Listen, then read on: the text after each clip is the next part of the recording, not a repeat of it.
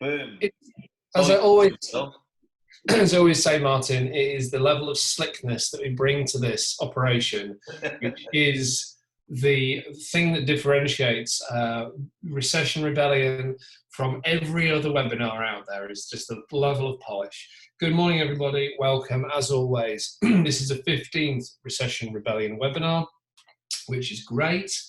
I think Recession Rebellion itself as an initiative now is nearing the end of week 5. So that would be tomorrow will be day 30 in business day terms of Recession Rebellion, which is fantastic.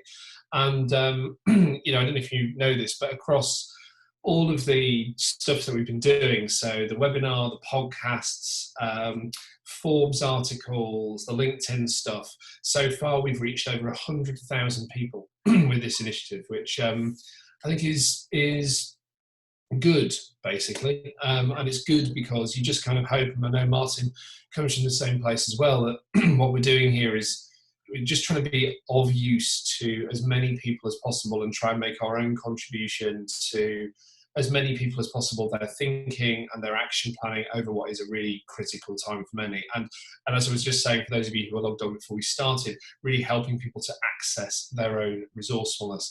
So anyway, as always, you're on with me. My name's Phil. I run a business called Corporate Punk. We're all about helping other businesses become more resilient, responsive and innovative and cope with the endless cycles of change that we seem to go through the world. And Martin, say a quick hello. Hey, so my name is Martin Lucas. I run a business called Gap in the Matrix, and we're all about kicking brands in the nuts for being lazy and lacking the effort to understand their customers. That may be slightly linked to today's topic, so I might have adapted that message slightly. So it's a value proposition which no branding agency would stand behind to its internal credit. So as always, it being Thursday, the topic today is innovation. Martin's going to be leading us through this. We will take questions throughout. So if you want to drop any questions, drop them to me in the chat. We'll pick them up and I will ask Martin those towards the end of the session today. And always this session will be available on YouTube on catch up. And if you're watching on YouTube, hello. Martin, over to you to talk to us today about the psychology of engagement. Thanks, Phil. So just to give you a little bit of context about why I'm looking at this, we're going through a massive wave of growth as a business, which I'm obviously over the moon about. And what I'm going to share with you today is one of our techniques that we've got rolling in 11 different new business clients that we're working on this week. So lots of different problem solving. And hopefully my goal at the end of this is for you to realize that what I'm going to speak to you about is not really innovative. It's actually just really, really practical. But in order for us to be practical, we actually have to understand that at the moment, we're getting a lot of time pressure and we're being made to rush, and it's all a psychological perception. Phil was speaking yesterday, we were speaking just before we started recording as well, is that a lot of people are being put into meetings and calls and things that are just, I describe it as it's the stuff that used to take 2 minutes in a corridor is now taking a 1 hour Zoom call. And everyone's got like 10 of them. And the larger the corporation you're in, the more likely it is that that's what your scenario looks like. So what we're going to look at today is just some practical side of what causes engagement or not, with a main focus on the customer side. So first of all, let's have a look. Sorry, just admitting a couple of people in. What does our now look like? What is the present like for all of us as individuals, not as customers, but just in general, right? So this is what we've got going on. So we're constantly being told what to do. And from that, we're told, don't go out, right? We know that. We want to live, we want to survive, so we don't go out. That's fine, I'm not debating that side of it. Don't see friends. Again, that's what we have to do, right? Don't book anything. There's no point looking too far into the future because we don't know how long this is going to last for, right? It's just don't. This is a constant thing. So psychologically, what our brain is constantly getting told is you can't do this, you can't do this, you can't do this, you can't do this. And what that means is that we constantly feel like we're getting told what to do. And what does that actually mean in terms of what brands are doing? And when I talk about brands, when I talk about all the different problem solving that we're doing this week, sometimes it's small startups all the way up to enterprises, right? So what I'm going to share with you today is a couple of big brand examples, but the context is exactly the same because it's about how people think and about how people feel. And that doesn't change whether you're a large brand with millions of customers or you're a startup hunting for your first. Sainsbury's. It's quite easy to see this campaign. It's all over TV. It's their mass media one. And what Sainsbury's are doing at the moment is that they're saying, if you give us your Nectar points, that we'll match it. If you give us money, we'll match it. And it sounds wonderful. Don't get me wrong. Sainsbury's are doing a charitable thing, right? But here's where it's going wrong. Here's the problem. We will, as Sainsbury's, will only do something once you do. What's the problem with that? Is that they're telling us to do one more thing. Psychologically, this is going to cause a rejection within the brain. It's one of those scenarios, and I'll come into this a little bit more detail, that on paper, as a brand, as an agency, the CMO, everyone associated with Sainsbury's, what they've done is the big night in that they've done in previous years, and they haven't adapted it. They haven't taken just a moment, and I genuinely mean just a moment, to say what's going on in our customers' minds at the moment. So even though they're attempting to do something positive, the impact is actually having a negative, and that negative manifests itself as either inertia, so people aren't going to do anything, or rejection because it feels like you're getting told one more thing to do. This includes giving up the loyalty that you've earned, right? So in different times, don't get me wrong, if people want to give up their Nectar points, that's great. But in this particular moment where we're constantly getting told what to do, our loyalty is a feeling. It's a feeling that we give out to people because they've earned the right to it. The Nectar points is a loyalty system. And loyalty in itself is not just about discounts and about money. It is very much a deep feeling. Loyalty comes from the fact that I am loyal to this friend because they understand me and I get the same back from them, right? And that's exactly the same way that loyalty works when we're dealing with brands. All is not lost still, because there's 35,000 reasons why this matters. And that's the number of decisions that you make a day. And the vast majority of them, and I really want people to take on board my words, it's not the first time I said it, the vast majority of your decision making happens unconsciously. In society, in academia, we're taught about the subconscious. And the reason that we're taught about the subconscious is A, the books are too old and the science is further forward.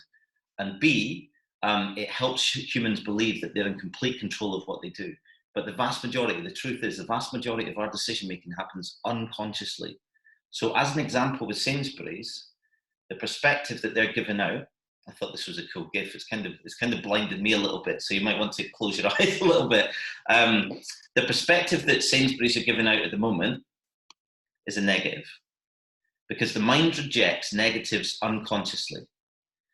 So the vast majority of people that are seeing that Sainsbury's campaign are going to unconsciously reject it. They might even consciously say, well, that's nice, they're making a difference, blah, blah, blah. But when they're being asked to do something, people are far less likely to act. When we've done this kind of work in the past, during the pandemic and before the pandemic, you're talking about 5 to 7 times difference of engagement, which is massive. For Sainsbury's, that could be the difference between 100,000 people acting and 10,000 people acting. It would probably be even bigger than that, but that's your general kind of context of the mathematics of engagement. So this means that markets research is consciously flawed. So it's highly likely that Sainsbury's, probably when they had the big night idea back in 2017, they did all the market research, and the market research was really positive. Everyone said this is a great idea and a great campaign. Absolutely true. Again, I want to be super clear that I'm not just having a go at Sainsbury's just for the sake of it, because I could give you a ton of different brands that are doing this. It's just one that surfaced because of what they're doing. It means that the majority of advertising is flawed. This is why across all industries since 2015, the best click-through rate, which is the money-making metric of Facebook, is 1.61%. It's 4.832 trillion ads every single year, 4.832 trillion ads that people are sending out that nobody cares about. And the reason being is that they're not taking into account, nobody ever takes into account, in my view, and I've got a lot of evidence for it, we don't take enough account of how our customers feel. Because if we understood how our customers feel, we'd give them more relevant experiences and we wouldn't be pushing them away. It's why good doesn't work. This idea that market research says that it's okay, or that we've got an idea for it, and what I found mainly in advertising, marketing and sales is that the most dominant voice that has the whim of an idea is the one that ends up controlling it. It's never the truth about the customer. Oh, feels like I'm like mood hoovering the hell out of the morning for Thursday, but here's how I'm going to lift you up, because all is not lost. Lego rules, first of all, right? So Lego do some amazing things with customer thinking. You might not know that they've got a customer platform, that means that they ask their customers, what do you want to have built? What would the future look like? And I'll just give me 1 second. This was part of my wife's Christmas. This is the Friends Coffee House set, right? That came about because Lego understands its customers. And what Lego have done was that they reacted quite early to the pandemic, and they did this. And as you're reading it, I'm not saying that Sainsbury's should just give away money at all. I'm not saying that. It's just an example where Lego have said, we understand what's going on. How can we help the world? How can we make a difference with it, right? This is a really positive way that a brand has reacted. Any other brands, and you can think about, go into your email after this and go and look at emails that you're getting to do with the crisis from fashion companies you like, from jewelry companies you like, from other consumer brands, and you'll see that most of them are doing a process where they're saying, we will give X% of what you spend, right? So if you buy from our e-commerce in this month, we'll give some to our foundation or a foundation and things like that. Brands are still asking you to do something before they do something. It's just a negative way to do it. In the same way, Barbour have changed some of their production, the British clothing company, and they're sending out gowns, right? So it's just a balance of how you look at things. But here's how to understand what that balance looks like. We need to be more Lego. And that's not just giving away money. Engagement comes from understanding. And Lego's fantastic at it because it's got a platform where it's constantly harvesting, what do you want? Literally, open text, finding out from customers what they want. Okay, well, we want to build a Friends coffee set. Okay, cool. That seems like a good idea. Let's put it out to the rest of that network, the rest of that community, and see who else wants to do it. They understand their customers. Second tip for you is time to think from the customer's perspective. And this is like a thing that lots of people think that they do. Again, in my evidence, I don't believe that they do. Most of the time what we're doing is looking through the world through a lens of our own perception, and it means that it muddies the water of what we do. We need to just take the time, and it doesn't take much time, just to think what's going on in the customer's minds and how does that relate to what we actually serve them, right? Because if you can understand that, and that's the two things, right? It's not about understanding the personality of that customer or everything about them. It's just understanding how do they feel about what we're looking to offer them at the moment, right? Our products and our services and our brand. What does it mean to the customer?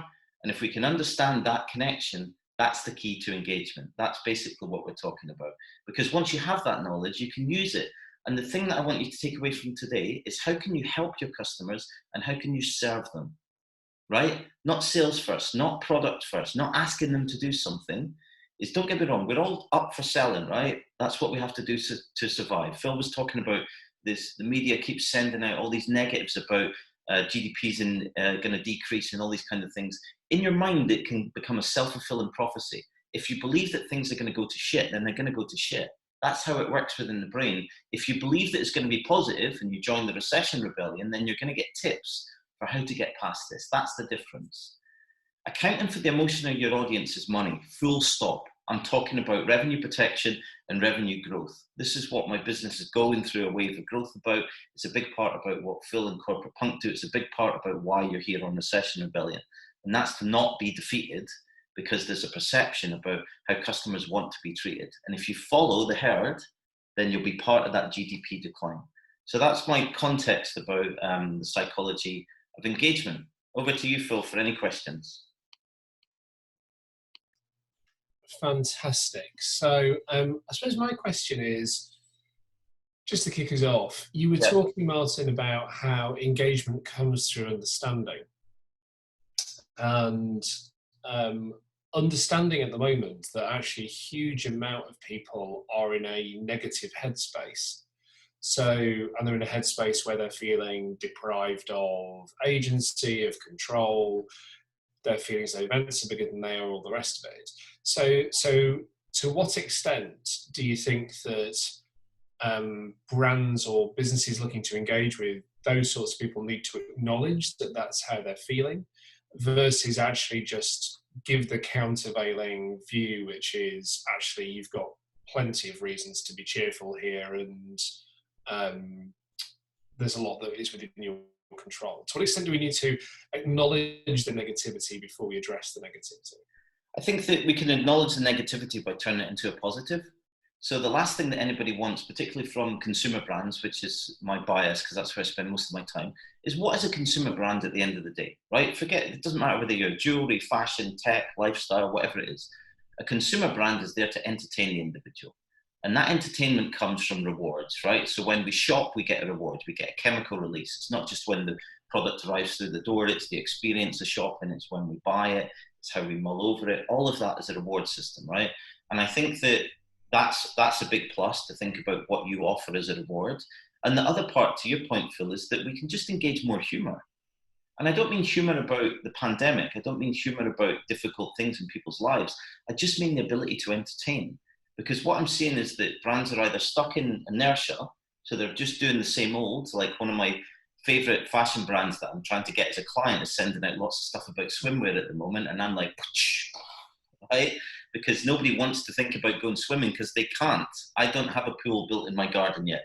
And I think that most people don't, and I never would because I can't swim very well. But my point is that you can do the reward architecture, and you can have a little bit of humor with it. So it's not about ignoring what's going on at all, because that's the inertia. And in the same way, it's not about just thinking that talking about the pandemic and saying that you're doing something positive will solve the problem.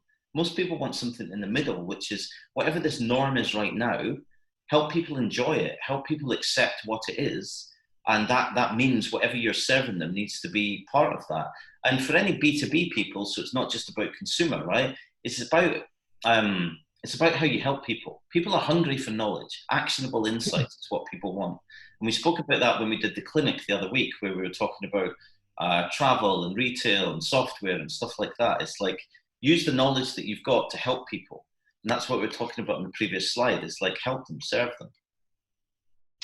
So I think that's interesting. I mean, the thing I sort of struggle with, the reason I was asking that question is tonally, the extent to which we need to, there's part of me at the moment, to be honest, that, if you remember that scene in Airplane where there's the hysterical woman, the classic 70s comedy Airplane. Yeah. Where there's the hysterical woman and there's just a bunch of people lined up to slap her to her senses, and it sort of pans back and there's people with crowbars and people with, and I sort of feel a bit like that. That's what's needed. And then part of me, on the other hand, kind of goes, I think we need to cuddle people through it. So it's quite just an interesting thing to explore. There's a few questions for you, Martin. Is there a smaller example, which is on the scale of Lego, which you could give? For example, what could a £3 million business do, given that it doesn't have the opportunity to gift money? Yeah, so when I talk, let's be clear, right? Because it's a really fair point. I don't want anyone coming away from this call thinking they've got to go and give anything away for free. I'll give you an example that we've got of a live client right now that's in the similar turnover wheelhouse that you're talking about. It's a jewelry client. It serves aspirational people and affluent people.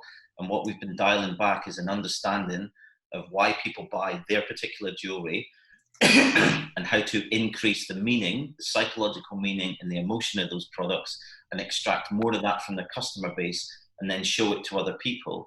And part of what they've been doing in the entertaining space is they just did a campaign where they went out to schools, because obviously Phil was talking about parents and stress, and homeschooling can be stressful. So they did a campaign where they sent out a bunch of paper for you to print out. The kids did like all kinds of different designs about necklaces and stuff like that. And then we also added getting parents to do it as well. So it was a super fun project. They got thousands of responses. They got tons of stories about it. And it's showing that they care. And they've got a couple of prizes, don't get me wrong, because it's a particular competition. But my main thing would be, is like the storytelling that you can do, and covering the last question, is that, as I've said on many of the, particularly on the Thursday calls, is that authenticity is going to rise more and more. If the chief medical officer that was speaking last night saying that these social restrictions of different types are going to last for the end of the year, we're going to move into systemic change, meaning that people are going to accept that this is their norm. Their habits are going to move from temporary behavior change to actual habitual change. And it means that people need more authentic brands, more authentic experiences, because they'll be on the hunt for things that seems inauthentic or just rejecting engagement.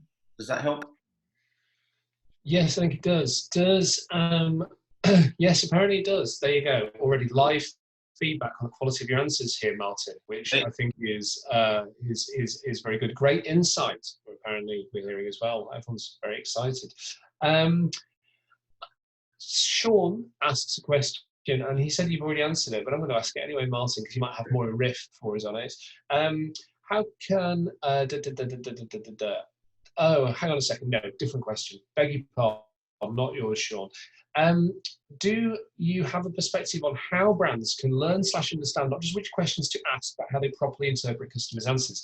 The old, I suppose, faster horse problem, right? And also the fact that most people don't understand why they think and feel as they do, so tend to make stuff up. So all that stuff starts to come in. What questions you ask, but how do you also interpret then what they're telling you? What are your tips on that? So the first thing that I get people to do, we were writing a survey last night, actually, that a software client in the US is going to use, right? And only one of those questions is a multiple choice answer. And I find that the actual opposite is normally true when people are doing surveys. They do a bulk of multiple choice answers. Why do they do that? Because it's easy to then interpret the results. So my tip for doing any surveys, any questions that you ask customers, is it has to be open questions and it has to be open text. Because when I talk about data and the data of decision making, which makes up a huge part of our business, it's actually how you interpret meaning. And you can only get meaning and emotion from asking people open questions. So the normal type of stuff, like the one that we put in the chat, right? So what, how, why, who, when, where, whatever, right? You need to explore the depth of what you're trying to understand from people. But the number one tip that I've got is that if you're a solopreneur, or particularly if you're quite masculine, male or female, right? So because it's not a male-only domain, is make sure that you run it by people, because most of the time I come across things where people are asking too practical a question. So to somebody that is, to most people, they'll write the question and it seems like they're asking open questions, but they're lacking the emotion, they're lacking the empathy, the emotional intelligence. And if you want to understand the emotional context of how you can help people, you have to ask emotional questions. So always make sure that you're open, whoever you are, whatever you think your capabilities are, is running it by other people, because that's where success comes from. Otherwise, you end up in that whim situation, the whim of the CMO, the whim of the agency, and the whim of a past idea being used for now. If you don't adapt and understand what you could do better, then you're never going to succeed at this, in my opinion. Excellent. And I have one more question, but it isn't for you, Martin. It's actually for people who are logging on to this webinar. So we do these things. We're 15 days in, as I said at the beginning, and we see some of the same faces now, which is great, actually, sort of day in, day out, week in, week out. And, you know, we're getting some very good traction in terms of the YouTube channel and LinkedIn and blah, blah, blah, blah. My question for you is this, which is, okay, you've been to enough of these things now. What's the one thing that we can do to improve what we're doing with Recession Rebellion? That's the question for you. And I don't care whether you can answer it now or whether you want to give it some thought over the weekend. But we don't ask for a lot. We ask for sharing as a result of this. The other thing we want to ask for is, what can we do to make it better? What can we do to make it more useful? So, for example, could we do some more sessions where actually we make them a bit more round table-like and bring some different voices in? Are you finding value in the guest slots that we have on Wednesdays? Is there a different structure that we might want to use in terms of how this moves forward? Is there a different questioning format? Should we abandon questions altogether and have it a bit more like a tortoise thinking, where actually questions are completely banned? So all suggestions welcome, which is not to say that all suggestions will be adopted, but we're certainly open to having a think about it. So we just want to make sure that what we're doing, we're continuing to embrace the spirit of a kind of learning organisation here as well, and that we continue to get better, and we continue to be able to serve our audience in the best way that we can. Because ultimately, you know, we're here for as long as we're needed. So we're not going to be in a place where, you know, Recession Rebellion is not going away next week or the week after that. You know, we'll certainly be here an absolute minimum, probably to the end of June and maybe beyond that. So what can we do to improve? So all suggestions welcome. So you can email us with your suggestions. The emails are on screen. Sally, thank you. You've already suggested something, so Martin and I will pick that up. And in fact, lots and lots of suggestions already coming through, which is great. Martin, take screenshots, please, so we don't forget them. That's true, my technological mastery there. So yeah, if you can email or just give it some thought for us, that would be really appreciated. Thank you very much. Finally, just to say, at the end of the week this week, please, please, please share. If you're not connected with Martin and I on LinkedIn, definitely worth doing so, so that you can see other content that's being put up, because there's loads of other stuff that happens outside of these webinars of the morning, be it stuff on forms, or be it other webinars Martin and I are doing, or be it other sorts of videos and bits of writing we've got going on, all of which again is just there to be useful and all part of the Recession Rebellion initiative. So definitely worth connecting with us on LinkedIn if you're not already. Email your suggestions through, and please share. It gives your base if you share. So that's all good. Martin, is there anything else from you before we close this one down? Just a thank you for everybody continuing to attend, and the feedback that you're giving us is very helpful for us. But apart from that, you summarised it well, and seems like a good ending to our 5th week, Phil. Fantastic. Well, listen, thank you very much, everybody. Martin, as always, that was a joy to hear you speak this morning. I'm sure some fantastic feedback coming through, and we will look forward to seeing you on Tuesday. On Tuesday, I am going to bring even more fire and brimstone than I managed this last Tuesday, as we continue to examine what is it about learned helplessness, which is driving everybody further and further into recession at the moment, and what are the strategies that we need to be adopting to get out of it. So that will be a really lively session, I can promise you, this coming Tuesday at 9 o'clock. And until then, have a great rest of the week, everybody. Thank you for joining us, and we'll see you again very soon.